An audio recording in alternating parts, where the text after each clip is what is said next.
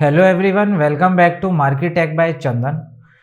पिछले वीडियो में हमने देखा कि वेबसाइट की होस्टिंग क्या होती है, वेबसाइट क्या होती है, और आज की इस वीडियो में हम बहुत एक डिटेल डिस्कशन करने वाले हैं कि डोमेन नेम क्या होता है। इस वीडियो के एंड तक आप क्लियरली समझ जाओगे कि एक डोमेन नेम क्यों इम्पॉर्टेंट है, डोमेन नेम क्यों यूज़ किया गया, और डोमेन नेम के टाइप्स क्या होते हैं, और डोमेन नेम को रजिस्टर कैसे करते हैं। उसके बाद हम इसको थोड़ा सा प्रैक्टिकल करके भी देखेंगे कि हम लोग डोमेन को सर्च कैसे करते हैं कि वो अवेलेबल है या नहीं, क्योंकि डोमेन एक बहुत यूनिक आईडी होती है। अगर एक बार एक डोमेन नेम बिक गया और कोई और उसको यूज़ कर रहा है तो कोई दूसरा बंदा सेम डोमेन नेम नहीं खरीद सकता। तो उसके लिए हम सर्च भी करेंगे कि जब भी आप कंपनी का नाम सेटअप करते हो अपना, या अगर आपको डिसाइड करना होता है कि मुझे अपनी कंपनी का नाम क्या रखना होता है और उसका डोमेन अवेलेबल है या नहीं है, तो वो कहाँ से चेक होगा। आज की इस वीडियो में हम बहुत डिटेल में ये सब चीज़ें डिस्कस करने वाले हैं। सबसे पहले हम देखते हैं कि what is domain name. Domain name होता क्या है। सिंपल लैंग्वेज में डोमेन नेम जो होता है वो वेबसाइट का एक एड्रेस होता है। तो जैसे कि हमने पहले वाली वीडियो में देखा था कि जो जो हमारा घर था वो वेबसाइट थी। उसके बाद हमने देखा था कि हमें जब लैंड परचेज़ करी तो वो हमारी होस्टिंग हुई। अब क्या है कि अब हमें एक उसका एड्रेस भी चाहिए। हमने ज़मीन खरीदी, हमने घर बना लिया, अब उसका एक एड्रेस भी चाहिए ना, कि किसी को अगर बताना है कि मैं यहाँ पे रहता हूँ तो उसके लिए मेरे को उसे एड्रेस बताना पड़ेगा। तो हमारा जो डोमेन नेम होता है सिंपल लैंग्वेज में वो घर का एड्रेस होता है। तो यहाँ पे आपका क्या होगा कि बिजनेस का जो आपका एड्रेस है वो हम उसको वेबसाइट डोमेन नेम बोलते हैं। डोमेन नेम इम्पॉर्टेंट है क्योंकि ब्रांड आइडेंटिटी बताता है। उसके बाद आपका जो नाम है, जो आपकी कंपनी का नाम है, उसी से आपका ब्रांड नेम और उसी से आपका डोमेन नेम रिफ्लेक्ट होता है। दूसरा ईज़ी टू रिमेंबर होता है। अगर मैं बात करूं कि मेरे को कुछ प्रोडक्ट खरीदना है तो सबसे पहले मेरे माइंड में क्या है, अरे अमेज़ॉन से खरीद लेता हूं। अमेज़ॉन का डोमेन नेम इज़ amazon.in।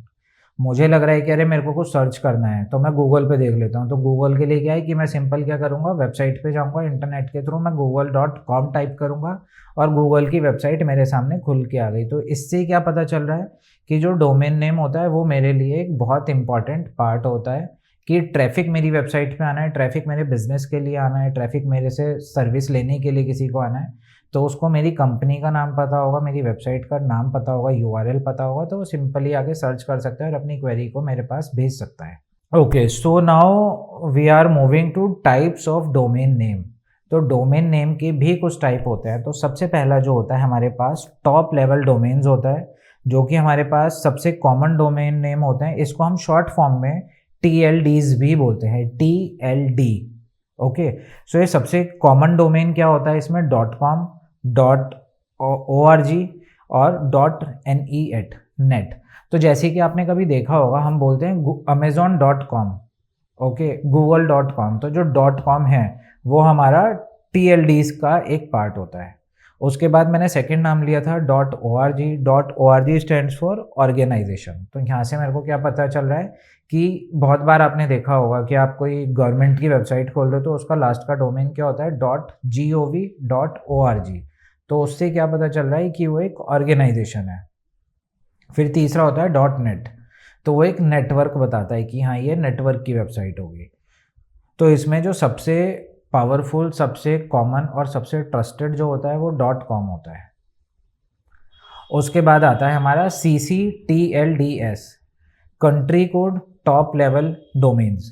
तो कंट्री कोड क्या हो गया, अभी हमने बात की थी amazon.com। तो जो .com होता है वो एक ग्लोबल लेवल का डोमेन नेम होता है।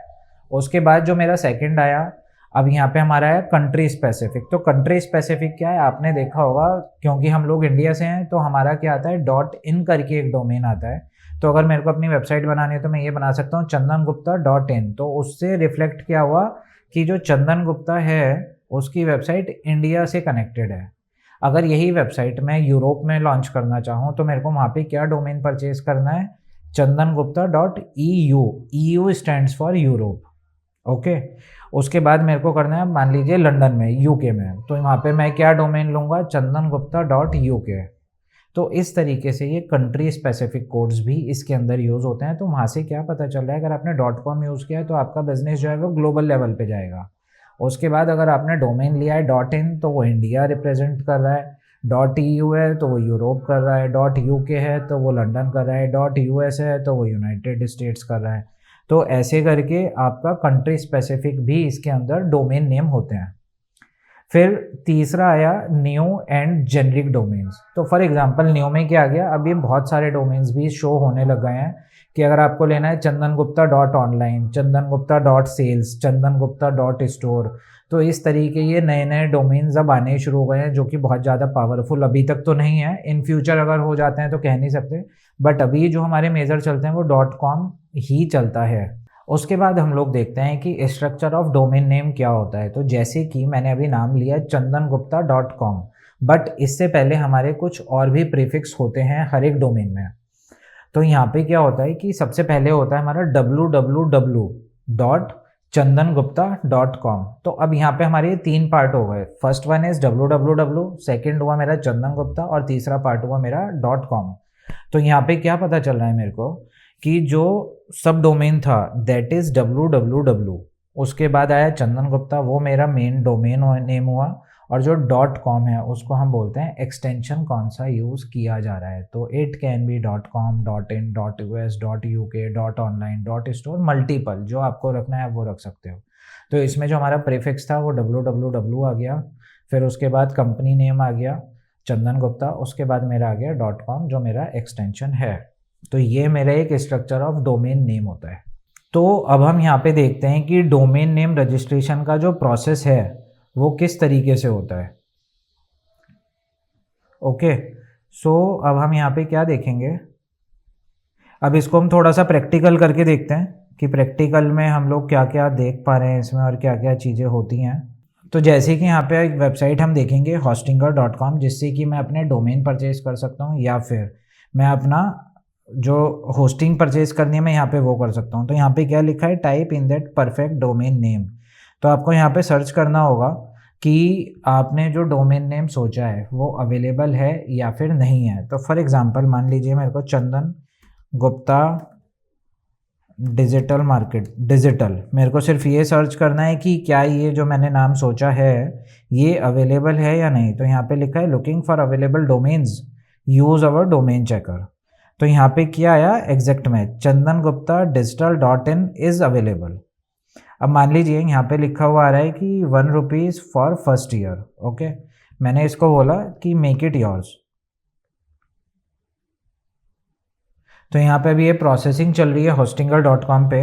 तो hostinger.com पे अब देखा इन्होंने यहाँ क्या लिखा है, you are going to need hosting, why not get Chandan Gupta digital .in free with it. तो अब इसने मेरे को एक ऑफर कर दिया कि आप डोमेन तो खरीद रहे हो तो डोमेन हम फ्री कर देते हैं, आप होस्टिंग भी परचेज कर लो इसके साथ।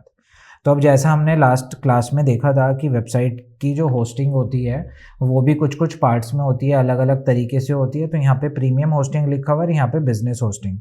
तो अगर आप देखेंगे तो यहाँ पे इसकी प्राइस भी लिखी हुई आ रही है, प्लस जो हमने यहाँ पे बात की थी कि उसकी website create up to 3 website, create up to 50 website. तो ये हमारा शेयर्ड होस्टिंग और डेडिकेटेड होस्टिंग, ये उन सब का पार्ट है। तो मान लीजिए मेरे को एक पार्ट ये भी खरीदना है, तो मैंने इसके अंदर होस्टिंग भी इंक्लूड कर दी। अब जब मैंने होस्टिंग इंक्लूड कर दी उसके बाद मेरा डोमेन नेम भी फाइनल हो चुका है। अब सिर्फ मेरे को एक लास्ट प्रोसेस बचता है जिसमें कि मैं यहाँ पे पीरियड सेलेक्ट कर सकता हूँ। मान लीजिए मेरे को 3 साल के लिए अपना डोमेन रजिस्टर करा रहा है ना, उसकी होस्टिंग परचेज करनी है। तो अब इसने क्या बोला कि जो मेरा डोमेन नेम था वो 3 साल के लिए रजिस्टर हो गया। फिर उसके बाद मैंने देखा कि जो होस्टिंग है, होस्टिंग भी मेरे को अगर 3 साल के लिए लेनी है या 4 साल के लिए लेनी है तो मैंने प्रीमियम होस्टिंग भी अपनी सिलेक्ट कर ली, राइट। उसके बाद अब मैंने देखा कि यहाँ पे क्या ऑप्शन दे रहा है, add credibility to your brand with professional email. अब मान लीजिए इनने यहाँ पे क्या ऑप्शन दिया, hello@chandangupta digital.in। तो हो सकता है कि मेरे को यहाँ पे सर्विस लेना हो, ऑर्डर लेना हो, सेल्स लेना हो, तो मैं मल्टीपल यहाँ पे कोई भी डोमेन के साथ अपनी 1-2 ईमेल आईडीज़ बनवा सकता हूँ और मैं यहाँ पे लिख सकता हूँ ऐड ईमेल। ओके, और ईमेल के लिए मेरे को वही, अगर मैंने 48 मंथ्स के लिए एक ईमेल आईडी भी अपनी बनवा ली तो यहाँ पे पूछ रहा है कितने मेल बॉक्सेस चाहिए, तो आपको कितनी ईमेल आईडी परचेज करनी है। तो आप यहाँ पे 2-3 जितनी भी आपको ईमेल आईडी रखनी है आप वो रख सकते हो। उसके बाद ये पूछ रहा है आपको कि एक्स्ट्रा मेल बॉक्स स्टोरेज की रिक्वायरमेंट है, अगर नहीं है तो आप इसको एज इट इज़ छोड़ दो। फिर उसके बाद अब हम चलते हैं, अब हम देखते हैं ऑर्डर समरी मेरी क्या बनी कि डोमेन रजिस्टर मैंने 3 साल के लिए ले लिया, प्रीमियम होस्टिंग प्लान जो था वो मैंने यहाँ पे 4 ईयर्स के लिए ले लिया है। इनने 2 मंथ्स का मेरे को एक्स्ट्रा फ्री ऑफ कॉस्ट दे दिया, तो मतलब मेरे को 48 मंथ्स का प्लान लेना है, बट इसने मेरे को 50 मंथ्स के लिए दे दिया। प्लस इसने मेरे को यहाँ पे जो हमने 2 मेल बॉक्स सेलेक्ट किए थे 48 मंथ्स के लिए, उसने ये प्लान दिया। उसके बाद मैंने देखा कि सब टोटल मेरा क्या आ गया है, 10,390 रुपये। अब मैं यहाँ पे इसको कंटिन्यू करूँगा। कंटिन्यू करने के बाद अब ये मेरे को मेरे साइनअप प्रोसेस पे ले जाएगा, मेरे को लॉगिन करना होगा होस्टिंगर पे। उसके बाद सिर्फ मेरे को पेमेंट प्रोसेस करनी है और ये पूरा का पूरा सेटअप मेरे को मिल जाएगा। ये जो मेरा पूरा प्रोसेस था, ये अभी हमने देखा कि डोमेन कैसे ख़रीदना है, होस्टिंग कैसे ख़रीदनी है, और फिर उसके बाद पेमेंट करने के बाद हमारे पास जो है, अभी हमारे पास डोमेन आ गया, हमने होस्टिंग भी ख़रीद लिया उसकी। तो अब हम कुछ टिप्स ले लेते हैं कि अगर मैं डोमेन नेम परचेज़ कर रहा हूँ तो उसमें हमें क्या क्या चीज़ें इग्नोर करनी चाहिए फॉर बेस्ट डिजिटल मार्केटिंग। तो उसमें सबसे पहला पॉइंट आता है कि हमें नंबर अवॉइड करना चाहिए। तो जैसे आपने देखा, मैंने लिया था ChandanGupta.digital.in, तो मैंने वहाँ पे ये नहीं लिखा कि चंदन गुप्ता डिजिटल 1, चंदन गुप्ता डिजिटल 2। तो ऐसे अगर आप नंबर लास्ट में लेते हो तो वो गूगल उसको ठीक नहीं मानता, तो उसको आपको एसईओ करने में भी दिक्कत आएगी। दूसरा होता है हाइफन्स अवॉइड करना है, तो मतलब आपको उसमें कोई भी हाइफन या फिर कोई और स्पेशल कैरेक्टर नहीं लेना, क्योंकि वो टाइप करने में दिक्कत होती है, रिमेंबर करने में दिक्कत होती है। तो यूज़र जो है वो आपके डोमेन नेम से सर्च आपको करे, तो उसके लिए बेटर होता है कि आप उसमें कोई भी स्पेशल कैरेक्टर ना यूज़ करो। फिर क्या होता है कि उसको शॉर्ट और मीनिंगफुल रखना है। तो जैसे मैंने लिया था भी चंदन गुप्ता डिजिटल, ये भी बहुत बड़ा डोमेन नेम है। आप इसको शॉर्ट में मैं ये भी रख सकता था CG डिजिटल। तो डिजिटल मार्केटिंग से अगर रिलेटेड रखना है तो मैं उसको DM, तो कुछ ना कुछ शॉर्ट फॉर्म आप ऐसे ही बनाओ या फिर स्पेलिंग ऐसे लिखो कि लोगों को वो याद रहे, और टाइप करने में और जो गूगल सर्च में जो हमारी लिमिट होती है कैरेक्टर की, उसके अंदर वो आ जाए। और जब भी आप कोई डोमेन खरीदते हो तो सबसे पहले हमने क्या बात की थी कि हमें कंपनी का नाम जो हम रख रहे हैं, फिर हम उसमें चेक करते हैं कि डोमेन नेम अवेलेबल है, और डोमेन नेम अवेलेबल है तो क्या उसके साथ ट्रेडमार्क भी अवेलेबल है या नहीं। तो उसके लिए सरकारी वेबसाइट होती हैं ट्रेडमार्क की, तो आप वहाँ जाके भी उस नाम को चेक कर सकते हो कि इन फ्यूचर जब आपको अपने प्रोडक्ट के लिए ट्रेडमार्क भी परचेज़ करना है, GST नंबर परचेज़ करना है, तो क्या उस नाम की कंपनी आपके पास नाम अवेलेबल है या नहीं है। आज की इस वीडियो में हमने समझा कि डोमेन नेम क्या होता है, उसकी इम्पोर्टेंस क्या होती है, उसको परचेज़ कैसे किया जाता है, और उसको होस्टिंग के साथ कनेक्ट करना है, और फिर इन दोनों का जो कॉम्बिनेशन होता है वो डिजिटल मार्केटिंग में आपको कैसे हेल्पफुल करता है। तो आई होप आपको डोमेन क्लियर हो गया है। पिछली वीडियो में हमने होस्टिंग क्लियर किया था, तो अब हमारा वेबसाइट, डोमेन, होस्टिंग, ये तीनों पार्ट हमारे कवर हो गए हैं अभी तक के लिए। और आपको कोई भी इस चैप्टर में लेके या इस डिजिटल कोर्स से लेके कुछ भी फीडबैक है या फिर आपके कुछ भी इनपुट हैं या कुछ क्वेरीज़ हैं, तो आप मेरे को कमेंट बॉक्स में बता सकते हो। मैं 100% ट्राई करूँगा कि आपकी उस क्वेरी को सॉल्यूशन दूँ। तो तब तक के लिए थैंक यू सो मच। और हाँ, नेक्स्ट वीडियो में जो हम बात करने वाले हैं वो हम बात करने वाले हैं वेबसाइट की प्लानिंग कैसे करनी है, क्योंकि होस्टिंग, डोमेन और वेबसाइट हमारा तीनों पॉइंट क्लियर हो गए हैं। अब हमें देखना है कि वेबसाइट को प्लान क्यों किया जाता है, कैसे किया जाता है, क्या उसका ऑब्जेक्टिव रखना है, क्या उसका लेआउट होना चाहिए, और उसमें जो जो सेक्शंस होते हैं उनको टेक्निकली या डिजिटल मार्केटिंग की टर्म में हम लोग क्या क्या कहते हैं। तो तब तक के लिए thank you so much. Video आपको पसंद आई हो तो लाइक करें और कमेंट करें।